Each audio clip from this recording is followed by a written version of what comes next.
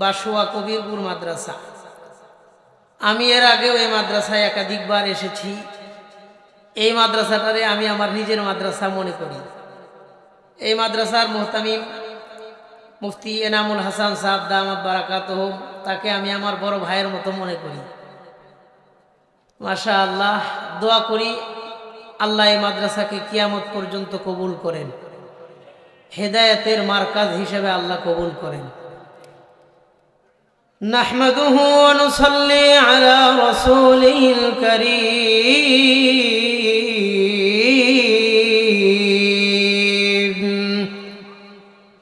আম্মা বা'দু ফাআউযু বিল্লাহি মিনাশ শাইতানির রাজীম।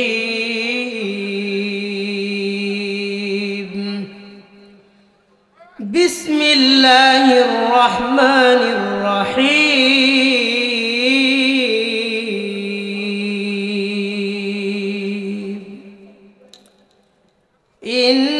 ইন্নাদ-দীনা ইনদাল্লাহিল ইসলাম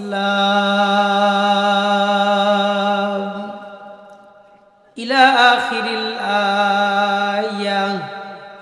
আমানতু বিল্লাহ সাদাকাল্লাহু মাওলানাল আযীম।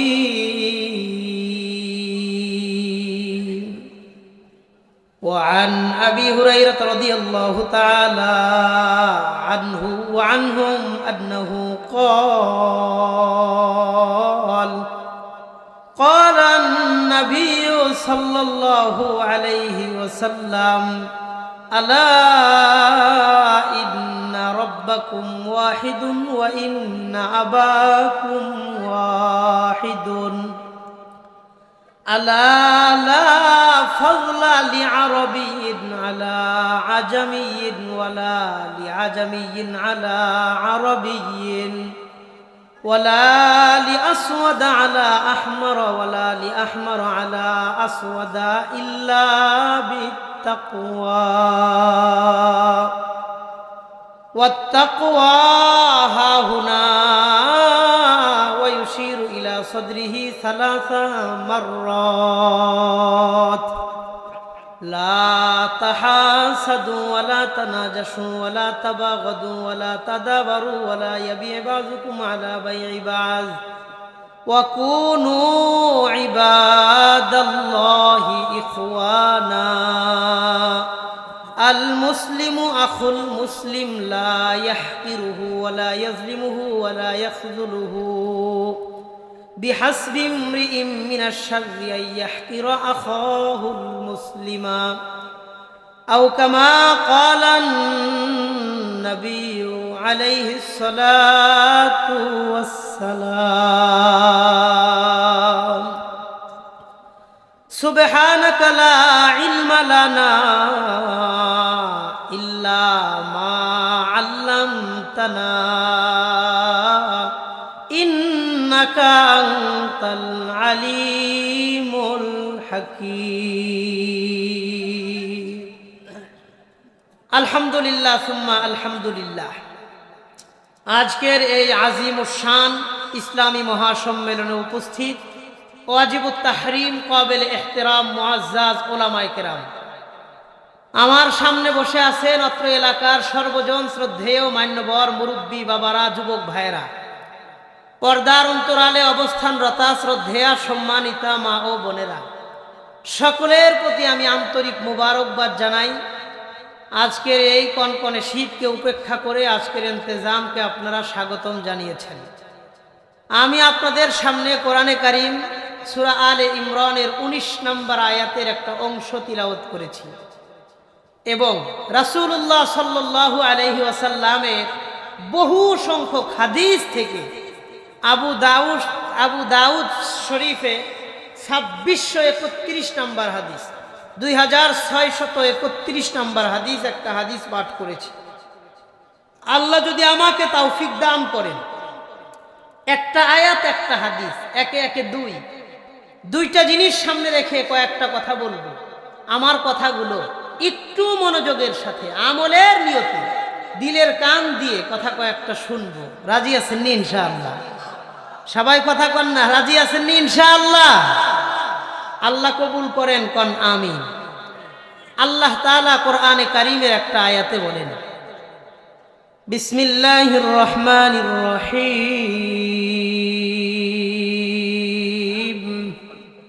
ওয়া ইন তাউদ্দু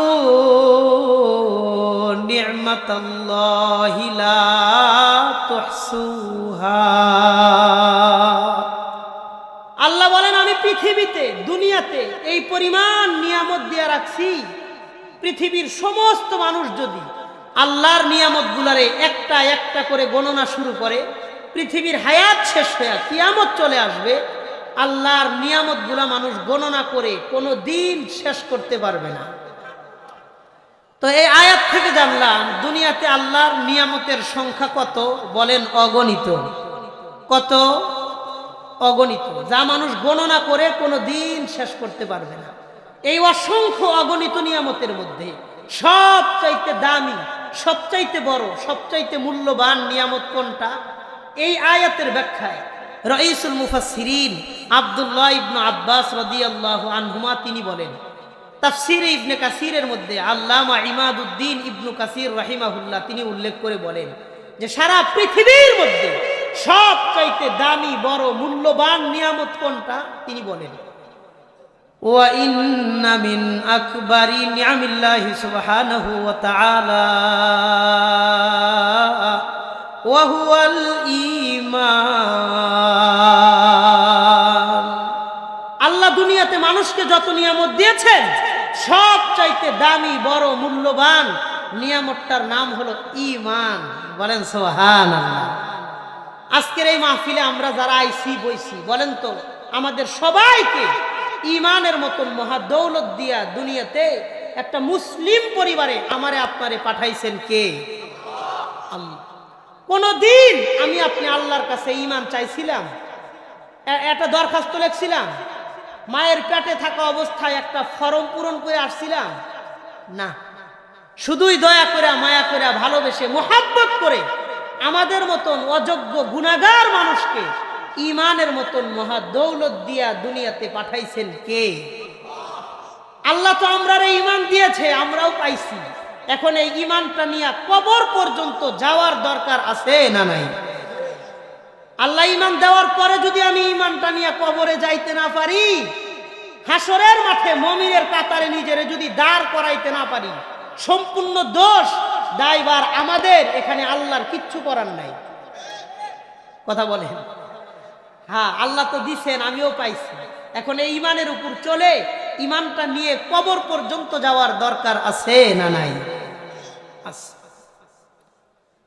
কারণ একজন মুমিনের জীবনে, মুসলমান হিসেবে যদি আমগো জীবনে আমরা দুইটা জিনিস পাই, বলেন কয়টা জিনিস পাই? এক নাম্বার, দুনিয়ার জীবনটা ঈমানওয়ালা জীবন হয়েছে, মরণের সময় ঈমান নিয়া কবরে যাইতে পারছি। এই দুইটা জিনিস যদি আমগো জীবনে পাই, এই জীবনে আর কিচ্ছু না পাইলেও অন্তত কোনো আফসোস নাই। কথা কন? আমি এই দুইটা পয়েন্টের উপরে কয়েকটা কথা বলব। এই জন্যই আল্লাহ তাআলা কোরআনে কারীমের মধ্যে গুরুত্বপূর্ণ একটা আয়াতে বলেন, সূরা আলে ইমরানের 19 নম্বর আয়াতে আল্লাহ বলেন, বিসমিল্লাহির রহমানির রহিম, ইন্নাদ-দীনা ইনদাল্লাহিল ইসলাম। আল্লাহর কাছে একমাত্র মনোনীত গ্রহণযোগ্য ধর্মের নাম হলো ইসলাম। এটা আল্লাহ কোরআনে পরিষ্কার ঘোষণা করেছেন যে আমি আল্লাহর কাছে একমাত্র গ্রহণযোগ্য ধর্মের নাম হলো ইসলাম। সূরা আলে ইমরানের 85 নম্বর আয়াতে আল্লাহ বলেন, وَمَن يَبْتَغِي غَيْرَ الْإِسْلَامِ دِينًا فَلَن يُقْبَلَ مِنْهُ وَهُوَ فِي الْآخِرَةِ مِنَ الْخَاسِرِينَ। যে ব্যক্তি ইসলাম ব্যতীত অন্য কোনো ধর্মকে দ্বীন হিসেবে গ্রহণ করবে, অন্য কোনো ধর্মকে তালাশ করবে, ফালা ইয়াকবালা মিনহু, সেটা তার পক্ষ থেকে কবুল করা হবে না। ওয়া হুয়া ফিল আখিরাতি মিনাল খাসিরিন, হাসরের মাঠে সে ক্ষতিগ্রস্তদের অন্তর্ভুক্ত হয়ে যাবে। তো জানলাম আল্লাহর কাছে একমাত্র গ্রহণযোগ্য ধর্মের নাম হলো ইসলাম। এই ইসলামকে যেন মানুষ পরিপূর্ণ আকারে পালন করতে পারে, এই পালন করার জন্য আল্লাহ একটা কিতাব দিয়েছেন, যেই কিতাবের নাম হলো কুরআন। আল্লাহ বলেন, ওয়ালাকাদ আতাইনাকা সাবআম মিনাল মাসানি ওয়াল কুরআনাল আযীম। আমি আপনাকে বিশেষ বারবার পাঠিত 7টি আয়াত দান করেছি, নাজিল করেছি এবং কোরআনে কারীম দান করেছি। আল্লাহর কাছে একমাত্র গ্রহণযোগ্য ধর্মের নাম ইসলাম। এই ইসলামকে পালন করার জন্য একটা কিতাব দিয়েছেন, ওই কিতাবের নাম কুরআন। এই কোরআন মানুষকে যথাযথভাবে পৌঁছানোর জন্য একজন রাসূল দিয়েছেন, তার নাম মুহাম্মাদুর রাসূলুল্লাহ সাল্লাল্লাহু আলাইহি ওয়াসাল্লাম। নবীজি সাল্লাল্লাহু আলাইহি ওয়াসাল্লাম সারা জীবন 23টা বছর কোরআনের প্রত্যেকটা বাণী হাদিসের মাধ্যমে তার উম্মত পর্যন্ত পৌঁছায় গেছে। বিদায় হজে একটা ভাষণে রাসূলুল্লাহ সাল্লাল্লাহু আলাইহি ওয়াসাল্লাম একটা হাদিস বলেছেন, ভাষণ দিয়েছেন, সেখান থেকে একটা হাদিস আপনাদের সামনে পাঠ করেছি। নবী বিদায় হজের ভাষণে খুতবায় নবী এই কথা বলেন, ওয়ান আবি হুরায়রা রাদিয়াল্লাহু আনহু قال قال النبي صلى الله عليه وسلم। হযরত আবু হুরায়রা রাদিয়াল্লাহু আনহু থেকে বর্ণিত, নবীজি সাল্লাল্লাহু আলাইহি ওয়াসাল্লাম বলেন, আলা ইন্না রাব্বাকুম ওয়াহিদুন ওয়া ইন্না আবাকুম ওয়াহিদুন। নবীজি বলেন, তোমরা পৃথিবীর সমস্ত মানুষ শুনে রাখো, তোমাদের রব একজন। বলেন, পৃথিবীর সমস্ত মানুষের রব কে? পৃথিবীর সমস্ত দেশের মানুষের রব কে? নবী বললেন, আলা ইন্না রাব্বাকুম ওয়াহিদুন ওয়া ইন্না আবাকুম ওয়াহিদুন। পৃথিবীর সমস্ত মানুষের রব একজন, তোমাদের সকলের বাবাও একজন। আমাদের সকলের রব আল্লাহ। পৃথিবীর সমস্ত মানুষের বাবা আদম আলাইহিস সালাম। কথা ঠিক আছে? রব আল্লাহ, আমাদের সমস্ত মানুষের সকলের বাবা আদম আলাইহিস সালাম। নবী বলেন, লা ফাযলা লি আরাবিয়্যিন আলা আজামিয়্যিন ওয়ালা লি আজামিয়্যিন আলা আরাবিয়্যিন। সুতরাং কোনো আরবের মানুষের শ্রেষ্ঠত্ব নাই অনারবের মানুষের উপর, কোনো অনারবের মানুষের শ্রেষ্ঠত্ব নাই আরবের মানুষের উপর। ওয়ালা ফাযলা লি আহমার আলা আসওয়াদ ওয়ালা লি আসওয়াদ আলা আহমার ইল্লা বিত্তাকওয়া। কোন সাদা চামড়াওয়ালা মানুষের শ্রেষ্ঠত্ব নাই কালো চামড়াওয়ালা মানুষের উপর, কোন কালো চামড়াওয়ালা মানুষের শ্রেষ্ঠত্ব নাই সাদা চামড়াওয়ালা মানুষের উপর, ইল্লা বিত্তাকওয়া। তবে আল্লাহর কাছে মানুষ সম্মানিত হয় তাকওয়ার ভিত্তিতে, আল্লাহর ভয় যার অন্তরে যত বেশি, ওই লোকটার মর্যাদা আল্লাহর কাছে তত বেশি। আল্লাহর ভয় যার অন্তরে যত বেশি থাকবে, ওই লোক আল্লাহর কাছে তত বেশি মর্যাদার মালিক হবে। সে আরবের না অনারবের, কালো না সাদা, শিক্ষিত না অশিক্ষিত, এগুলার কোনো মূল্য নাই। নবী বললেন, সুম্মা তালা হাদিহিল আয়া। নবীজি কোরআনে কারীমের আয়াতটা তিলাওয়াত করলেন, ইন্না আকরামাকুম ইনদাল্লাহি আতকাকুম। তোমাদের মধ্যে যার অন্তরে আল্লাহর ভয় যত বেশি থাকবে, ওই লোকটার মর্যাদা আল্লাহর কাছে তত বেশি হবে। নবী বলেন, আলা ইন্নাত তাকওয়া হাহুনা ওয়া ইউশিরু ইলা সাদরিহি সালাসা মাররাত। নবী বললেন, তাকওয়া মানুষের অন্তরে থাকে, তাকওয়া মানুষের অন্তরে থাকে, তাকওয়া মানুষের এই জায়গায় থাকে, অন্তরে থাকে। তার মানে আল্লাহর ভয় মানুষের পোশাকের মধ্যে থাকে না, আল্লাহর ভয় মানুষের সার্টিফিকেটের মধ্যে থাকে না, আল্লাহর ভয় থাকে মানুষের অন্তরে। কোন একজন আলেম যদি জুব্বা পরে আল্লাহরে ভয় না করে, আর একজন রিকশাওয়ালা যদি আল্লাহরে ভয় করে, আল্লাহর কসম ওই আলেমের তুলনায় ওই রিকশাওয়ালার মর্যাদা আল্লাহর কাছে বেশি। কারণ আল্লাহর ভয় কারো পোশাকে থাকে না, অন্তরে থাকে। কোন কলেজ ভার্সিটির ছেলে যদি মুত্তাকি হয়, আল্লাহকে ভয় করে, আর কওমি মাদ্রাসার ছাত্র যদি আল্লাহরে ভয় না করে, অন্যায় অপরাধের সাথে জড়িয়ে যায়, ওই কলেজ ভার্সিটির ছাত্রর মূল্যায়ন আল্লাহর কাছে বেশি। কোন একজন হাজী সাহেব হজ করে এসে যদি সুদের ব্যবসা করে, আল্লাহরে ভয় করে সুদ যদি ছাড়তে না পারে, আর কামলা বেচা, কামলা মানুষ যদি সুদ না খায় আল্লাহর ভয়ে, ওই হাজী সাহেবের তুলনায় কামলার মর্যাদা আল্লাহর কাছে বেশি। কারণ আল্লাহর ভয় মানুষের অন্তরে থাকে, কোনো পোশাকে থাকে না, কোনো সার্টিফিকেটের কাগজের টুকরায় থাকে না, কোনো দলীয় ব্যানারে থাকে না। আল্লাহর ভয় থাকে মানুষের অন্তরে। কথা কোন ঠিক কিনা? এটা নবীজি বুঝায় গেছে যে আরবের মানুষ বলেই সে সম্মানিত না। যদি সে ভয় না করে আল্লাহকে, আরবের হইলেও সম্মান পাবে না। আর যদি অনারবের হয়, আরবের বাহিরের কোনো মানুষ আল্লাহরে ভয় করে, ওই অনারবের মর্যাদায় আল্লাহর কাছে বেশি হবে। এই জন্য আমরা বিবেচনা করি মানুষের পোশাক দিয়া, হে বড় জুব্বা পরছে তার মানে হে বুজুর্গ মানুষ না। ওই বড় জুব্বার নিচেও শয়তান থাকতে পারে। একজন শার্ট পরছে মানে গোমরা না, ওই শার্টের নিচেও তার তাকওয়া থাকতে পারে। কথা বলেন। মানে আল্লাহর ভয় এটা পোশাক দিয়ে বিবেচনা করলে হবে না, তার অন্তর দিয়ে বিবেচনা করতে হবে। কথা কোন ঠিক কিনা? নবীজি বললেন তোমরা আল্লাহরে ভয় করবা। আল্লাহর ভয় পোশাকে থাকে না। মাথায় টুপি থাকলে হাজী সাহেব বাবার কোনো কারণ নয়। মসজিদে মুসল্লিরাও তো, চোরও তো মুসল্লি সাইজে আসে জুতা চুরি করতে। এই জন্য মসজিদে আইলেই সে ভালো, এই সার্টিফিকেট দিবা না। আল্লাহর ভয় অন্তরে থাকে। কথাটা বুঝতে পারছেন সবাই? এরপরে নবীজি সাল্লাল্লাহু আলাইহি সাল্লাম বলে, শোনো, ফালা তাহাসাদু ওয়ালা তানাজাসু ওয়ালা তাদাবারু ওয়ালা তাবাগাদু। তোমরা মুসলমানের মধ্যে হিংসা করবা না, বিদ্বেষ লালন করবা না। ওয়ালা তানাজাসু, একজন আরেকজনকে তোমরা ধোঁকা দিবা না। এক নম্বর, মুসলমানের সাথে হিংসা করবা না।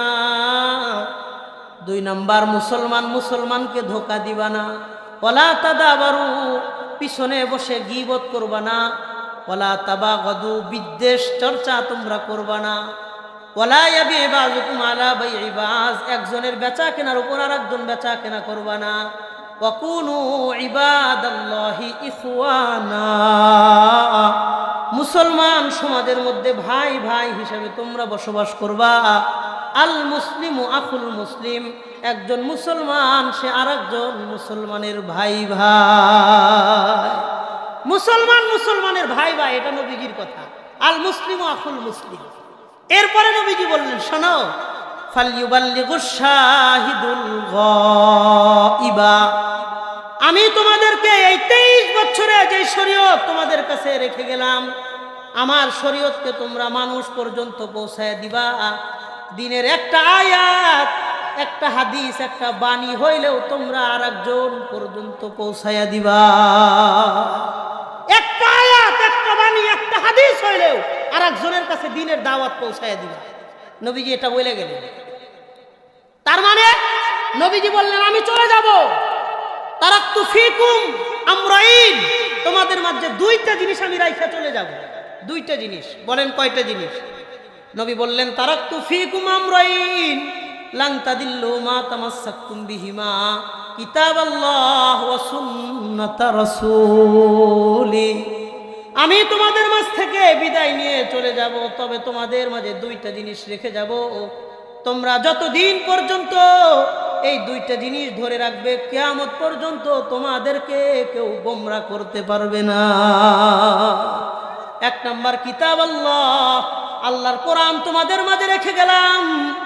দুই নাম্বার সুন্নাত রাসূলি, আমি নবীর সুন্নত হাদিস তোমাদের মধ্যে রেখে গেলাম। আমার আয়াত আর হাদিস তোমরা অন্য মানুষ পর্যন্ত পৌঁছায়া দিবা। তোমরা আরেকজনের কাছে, যারা উপস্থিত নাই, অনুপস্থিত মানুষের কাছে পৌঁছায়া দিবা। নবীজি সাহাবায়ে কেরামদের কাছে দায়িত্ব হস্তান্তর করলেন যে আমার এই রিসালাতের দায়িত্ব তোমরা পালন করবে, আমি চলে যাব।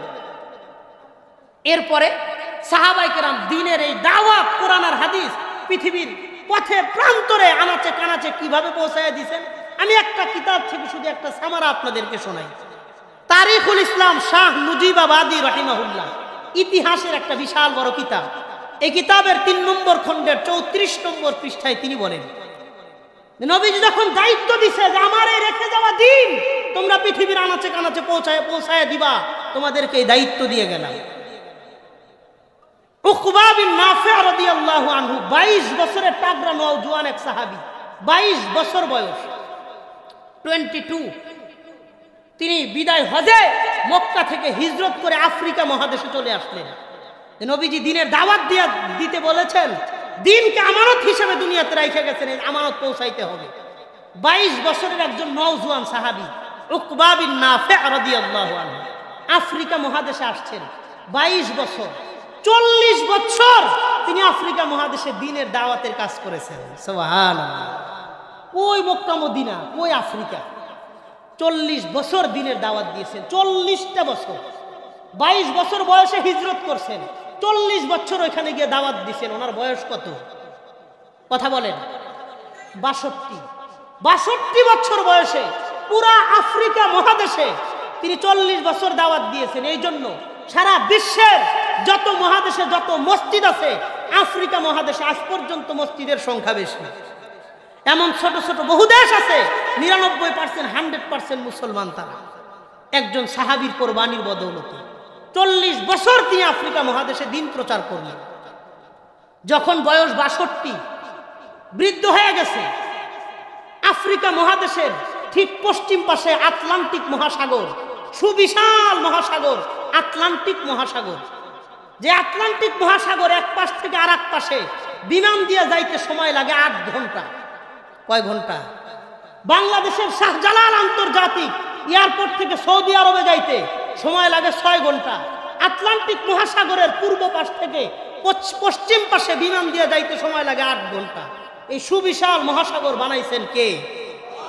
তিনি আটলান্টিক মহাসাগরের কিনারায় ঘোড়ার উপরে বসা, ঘোড়ার পাও দুইটা সামনের পানির মধ্যে নামায় দিছে সাগরের কিনারায়, ঘোড়ার লাগামটা ধরছে, হাতের মধ্যে নিয়ে বলে, আল্লাহ ফালাউ ইন্নী কুনতু আহাদান আ'লামু আহাদান আন্না ওয়ারাআহু আহাদা। আল্লাহ, আমি যদি জানতাম এই আটলান্টিক মহাসাগরের ওই পারে একজন মানুষ আছে, এটা যদি আমি জানতে পারতাম, এনিহাও যে কোনো ভাবে এই সাগর পাড়ি দিয়া আমি ওই এক ব্যক্তির কাছে কালিমার দাওয়াত পৌঁছানোর জন্য চলে যাইতাম। ওই সময় পৃথিবী প্রযুক্তিগত এত উন্নত ছিল না, নিজের আশপাশটারাই নিজের দুনিয়া মনে করত। এই আটলান্টিক মহাসাগর পাড়ি দিলে 8 ঘন্টা বিমান দিয়ে গেলে পরে হয় আমেরিকা। আটলান্টিকের ওই পারে আফ্রিকা, আটলান্টিক সাগর পাড়ি দিলে হয় আমেরিকা। তিনি এই সাগরের কিনারায় গিয়া বলে, আল্লাহ, আমি যদি জানতাম এই সাগরের ওই পারে একজন মানুষ আছে, একজন, 8 ঘন্টা বিমান দিয়ে যাইতে লাগে, কয় আমি যে কোনো ভাবে এই সাগর পাড়ি দিয়া ওই পারে গিয়া ওই একজনের কাছে কালিমার দাওয়াত পৌঁছানোর জন্য চলে যাইতাম। চোনাচে তিনি তো আর সাগর পাড়ি দিতে পারেন নাই, তিনি সেই জায়গায় মারা গেছেন। আটলান্টিক মহাসাগরের ঠিক পূর্ব পাশে মদিনাতুল আসিফি নামে একটা শহর আছে। ওই মদিনাতুল আসিফিতে আজও পর্যন্ত উকবা বিন নাফি নামটা মনে রাখেন, 62 বছর বয়সে উকবা বিন নাফি রাদিয়াল্লাহু আনহু ইন্তেকাল করেছেন। আটলান্টিকের কিনারায় মদিনাতুল আসিফিতে তার কবর এখন পর্যন্ত আছে। কোথায় মক্কা, কোথায় মদিনা, আর কোথায় সেই জর্দান? জর্দানে যায় দেখবেন যায়েদ বিন হারেসা, জাফর তাইয়ার, আব্দুল্লাহ বিন রওয়াহা রাদিয়াল্লাহু আনহুম, নবীজির বিখ্যাত 3 জন সাহাবীর কবর আছে। কোথায় মক্কা, কোথায় চীন? চীনে যায় দেখবেন উসুম বিন আব্বাস রাদিয়াল্লাহু আনহুর কবর এখনো চীন দেশে, সেই সাহাবীর কবর এখনো পাওয়া যায়। কোথায় মক্কা, কোথায় তুরস্ক?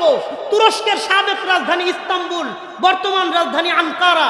তুরস্কের সাবেক রাজধানী ইস্তাম্বুলে সাহাবী আবু আইয়ুব আনসারী রাদিয়াল্লাহু আনহু নবীজি মক্কা থেকে হিজরতের পরে মদিনায় যার বাড়িতে 3 দিন মেহমান হিসেবে ছিলেন, আবু আইয়ুব আনসারীর কবর এখনো তুরস্কের সাবেক রাজধানী ইস্তাম্বুলে তার কবর সেখানে পাওয়া যায়। ইরাকে যায় দেখবেন হযরতে আমর ইবনুল আস রাদিয়াল্লাহু আনহুর কবর এখনো ইরাকে পাওয়া যায়। মিশরে যায় দেখবেন হযরতে আব্বাস রাদিয়াল্লাহু আনহুর কবর এখন পর্যন্ত মিশরে পাওয়া যায়। যারা হজ ওমরা করেছেন, মক্কা থেকে 90 কিলোমিটার দূর তায়েফ, জমিন থেকে 6000 কিলোমিটার উপরে, সেখানে যায় 600 কিলোমিটার উপরে যায় দেখবেন সাহাবী আব্দুল্লাহ ইবনে আব্বাস রাদিয়াল্লাহু আনহু রাইসুল মুফাসসিরিন ওই জায়গায় পাহাড়ের উপরে তার কবর এখন পর্যন্ত পাওয়া যায়। ওই জায়গায় গেট লেখা আছে বাবু আব্দুল্লাহ ইবনে আব্বাস, রাইসুল মুফাসসিরিন আব্দুল্লাহ ইবনে আব্বাসের কবর সেখানে পাওয়া যায়। দামেস্কে যায় দেখবেন বেলাল হাবশী রাদিয়াল্লাহু আনহুর কবর এখনো দামেস্কের জমিনে পাওয়া যায়। বসরায় যায় দেখবেন হযরত আনাস রাদিয়াল্লাহু আনহুর কবর পাওয়া যায়। কুফায় যায় দেখবেন হযরত আলী কাররামাল্লাহু ওয়াজহা রাদিয়াল্লাহু আনহুর কবর কুফার জমিনে এখনো পাওয়া যায়। আরব সাগরের কিনারায় মাকামে ঈসা যায় দেখবেন আমর বিন জামুহ রাদিয়াল্লাহু আনহুর কবর পাওয়া যায়।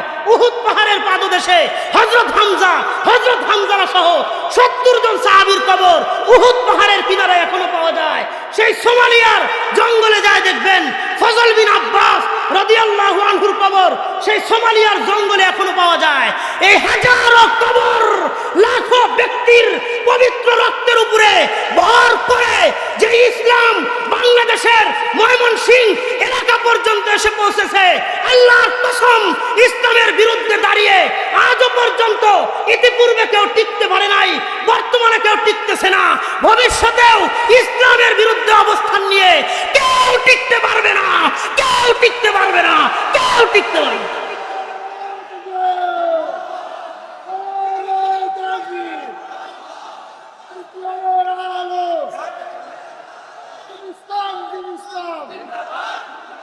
ইসলামের শত্রুরা হুশিয়ার সাবধান, আল্লাহু তাকবীর, নারে তাকবীর, আল কোরআনের আলম, আল হাদিসের আলম, দিল্লি না ঢাকা, ইনকিলাব ইনকিলাব, ইনকিলাব ইনকিলাব, নারে তাকবীর। মুহতারাম সামেঈন, মুসলমানের জীবন নির্ধারণ করবে কোরআন আর হাদিস। কোরআন আর হাদিস অনুযায়ী আমাদের দেশ চলবে। কোন সংবিধানের ভিত্তি যদি কোরআন আর হাদিসের উপরে না থাকে, মুফতি আমিনী বলেছিলেন ওই সংবিধান আমি ডাস্টবিনে নিক্ষেপ করি। আমাদের বাংলাদেশের মুক্তির সনদ হবে আল কোরআন, কোরআন আর হাদিসের ভিত্তিতে আগামীর দেশ হবে মুসলমানদের দেশ, মুসলমানের দেশ। মুহতারাম সামেঈন শুনেন, স্লোগান পরে দেন, আমার কথা আগে আমি বুঝাইয়া শেষ করি। কোরআন আর হাদিস নবী বলে গেছেন তারাকতু ফীকুম আমরাইন লা তাদিল্লু মা তামাসসাকতুম বিহিমা কিতাবাল্লাহ ওয়া সুন্নাত রাসূলি। কোরআন আর হাদিসের বিকল্পে কোন তন্ত্র মন্ত্র মুসলমানের মুক্তির পথ দেখাইতে পারে না। কোরআন আর হাদিস মুসলমানের মুক্তির পথ দেখাইতে পারে, আদারওয়াইজ কোন জিনিস আব্রাহাম লিঙ্কনের গণতন্ত্র, মাও সেতুরের গণতন্ত্র কোন কিছুই মুসলিম উম্মাহকে মুক্তির দিকে ডাক দিতে পারে না। এই বিশ্বাস আমাদের অন্তরে রাখতে হবে, ঠিক আছে ইনশাআল্লাহ? তাই হুজুর আমরা যে এখন গণতন্ত্রের জন্য রাজনীতি করি না, যারা গণতন্ত্র ভিত্তিক ইসলামী দলগুলো করেন তাদের কনসেপশন হলো আমরা বিপদে পড়ে এটা করতেছি, এটা ইসলামের দিক নির্দেশনা পদ্ধতি নয়, এটা তারাও বিশ্বাস করে। কিন্তু মুসলমানের দলগুলো যদি রাজনীতি থেকে সরে যায়, 10 দিনের ব্যবধানে নাস্তিকরা বাংলাদেশকে দখল করবে। এই জন্য মুসলমানের প্রতিনিধি হিসাবে রাজনীতির ময়দানে বিজ্ঞ ওলামায়ে কেরামদের দরকার আছে না নাই? আছে। বাকি আমাদের চূড়ান্ত স্বপ্ন হলো খেলাফতের স্বপ্ন, কোন নির্বাচনকে কেন্দ্র করে আমাদের কোনো স্বপ্ন নাই। কথা ঠিক আছে ইনশাআল্লাহ? বাকি আমি 2টা আহ্বান এই এলাকার তরুণ প্রজন্মের জন্য রাখতে চাই।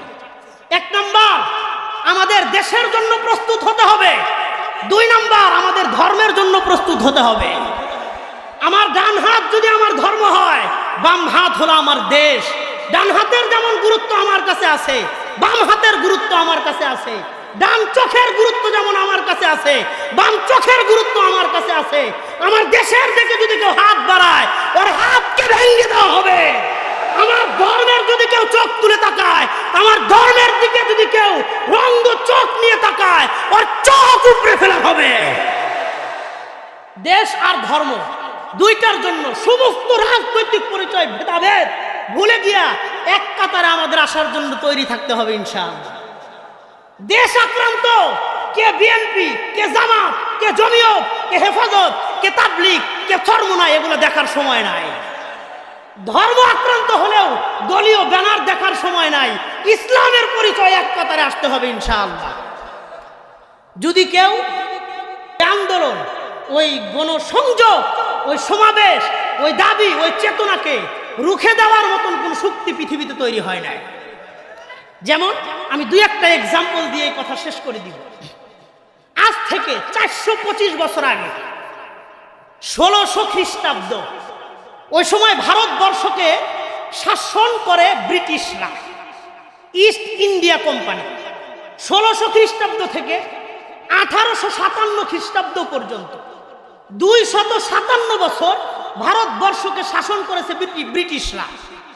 1857 সালে যখন সিপাহী বিপ্লব শুরু হয়, তখন ব্রিটিশরা শাহ আব্দুল আজিজ দেহলভী রহিমাহুল্লাহ ভারতবর্ষের মুসলমানদেরকে যখন ভারতবর্ষকে দারুল হরব ঘোষণা করে জিহাদকে ফরজ ঘোষণা করে দিলেন, ফতুয়া দিয়ে দিলেন, সমস্ত দেশের জনগণ, কে হিন্দু, কে মুসলমান, কে বৌদ্ধ, কে খ্রিস্টান, কে চাকমা, ত্রিপুরা, বং, খাসিয়া, চাক, লুসাই, খই, বুড়ো, মরু, মারমা, চংচইঙ্গাই, মণিপুরা, সাঁওতাল, হাজং, শিখ, সব ধর্মবর্ণের পরিচয় ভেদ করে উপেক্ষা করে যখন ভারতবর্ষের পক্ষে দাঁড়াইলো, 257 বছর ব্রিটিশরা ভারতবর্ষ শাসন করার পরেও 1857 খ্রিস্টাব্দে ইংল্যান্ডের রানী ভিক্টোরিয়ার কাছে ক্ষমতা হস্তান্তর করে ভারতবর্ষ থেকে তারা পলায়ন করতে বাধ্য হয়েছিল। 1857 পরে 1947, 90 বছর রানী ভিক্টোরিয়া তিনি ভারতবর্ষের উপরে কর্তৃত্ব বাস্তবায়ন করেছে। এই 1947-এ আবারও যুব সমাজ যখন মাঠে নামছে, ভারত পাকিস্তান নামে দুইটা রাষ্ট্র আলাদা আলাদাভাবে স্বাধীনতা অর্জন করেছে। 1947-এর পরে 1952 ভাষা আন্দোলনের জন্য বাংলাদেশের রফিক, সালাম, বরকত, জব্বার সব মানুষ যখন রাস্তায় নেমেছে, 1952 ভাষা আন্দোলন সফল আন্দোলন হিসেবে আত্মপ্রকাশ করেছে।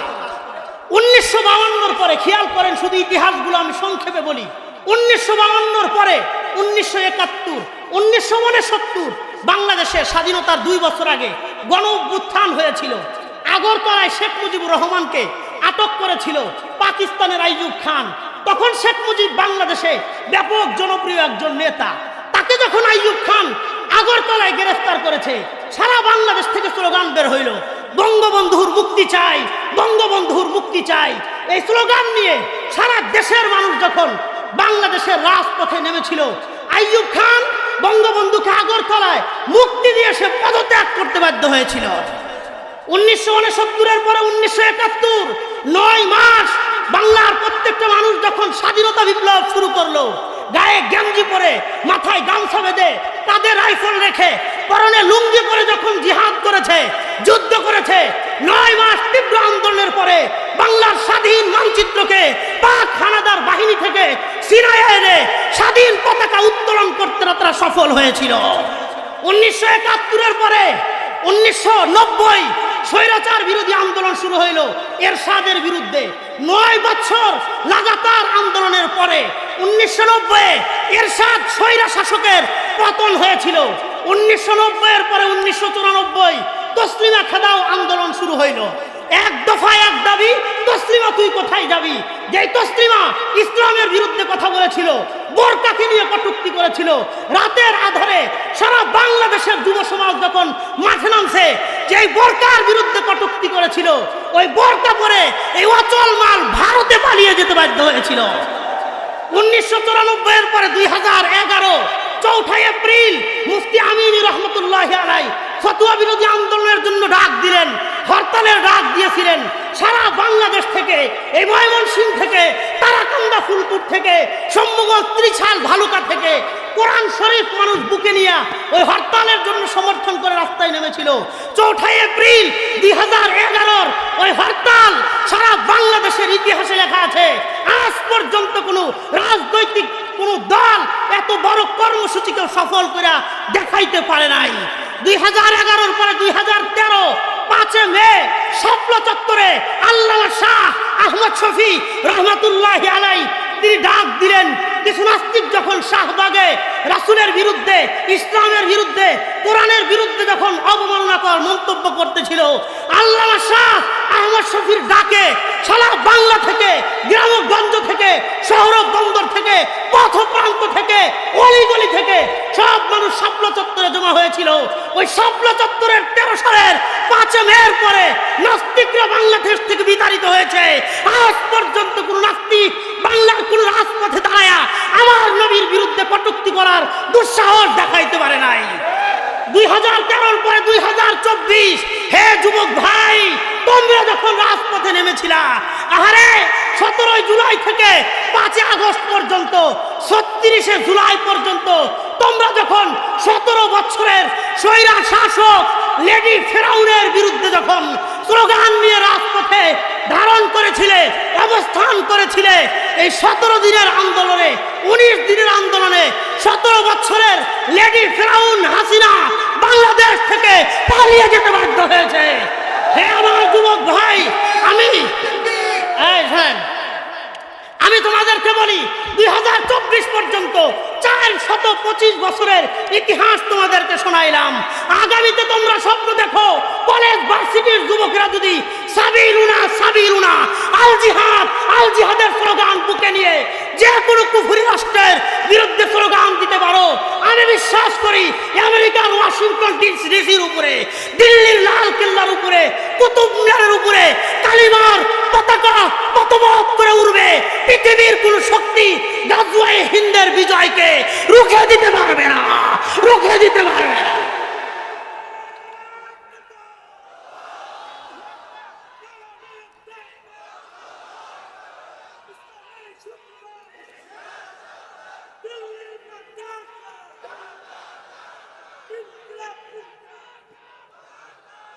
মোহতারাম সামেঈন, শোনেন, 54 বছরে আমরা গণতন্ত্রের মাধ্যমে ইসলামের খেদমত করার চেষ্টা করেছি।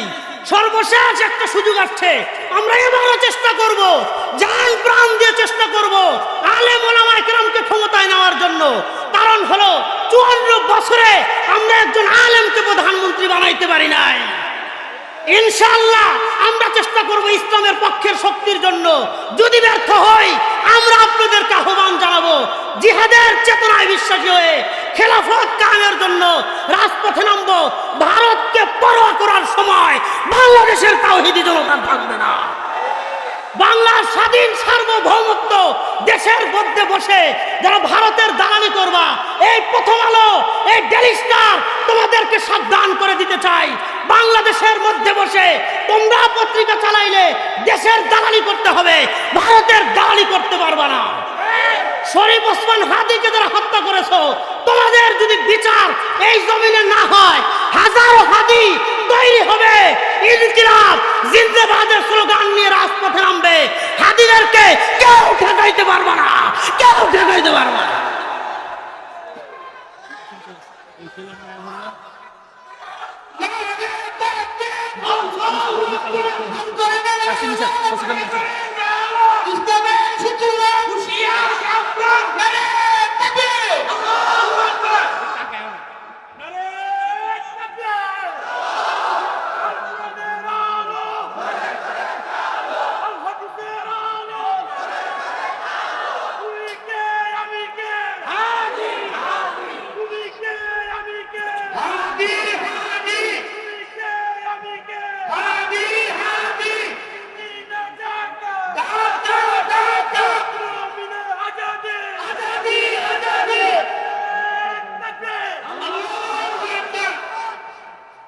মুহতারাম সামেঈন,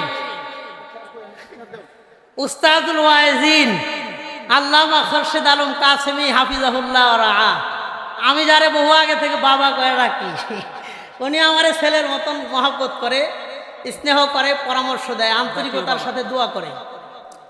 উনি জাতীয় বাবা, সবাই সব বক্তারাই তাকে বাবা রাখেন। আল্লাহ আমার শায়েখের হায়াতে সিহতে, ইজ্জতে, ইফতে, আফিয়তে ভরপুর বারাকা দান করে। আমি আমার শেষ কথা বলি, দুইটা জিনিসের ব্যাপারে কোনো কম্প্রোমাইজ নাই, দেশ ধর্ম। বলেন ইনশাআল্লাহ, বলেন ইনশাআল্লাহ। আর দেশ চলবে কোরআন সুন্নাহর ভিত্তিতে। নবী বলেছেন, তারাক্তু ফিকুম আমরাইন দুইটা জিনিস রেখে গেলাম, কোরআন আর সুন্নাহ। কোরআন সুন্নাহর জন্য আমরা জীবন দিতে রাজি আছি, কোরআন সুন্নাহর উপরে আক্রমণ করলে আর জীবন নিতে রাজি আছি। রাজি আছেন ইনশাআল্লাহ? আল্লাহ তাআলা আমাদের সবাইকে কোরআন সুন্নাহ, দেশ, ধর্ম এই চারটে বিষয়ের জন্য সমস্ত রাজনৈতিক পরিচয় ভুলে গিয়ে এক কাতারে থাকার, আল মুসলিম আখুল মুসলিমের চিন্তা চেতনা লালন করে আমাদের এই স্বাধীনতার সার্বভৌমত্বকে রক্ষা করে ইজ্জতের সাথে, গোলামি নয় আজাদির সাথে এই দেশে বসবাসের তৌফিক দান করেন, বলেন আমিন। হাযা ওয়া আখিরু দাওয়ানা আনিল হামদুলিল্লাহি রাব্বিল আলামিন। আসসালামু আলাইকুম।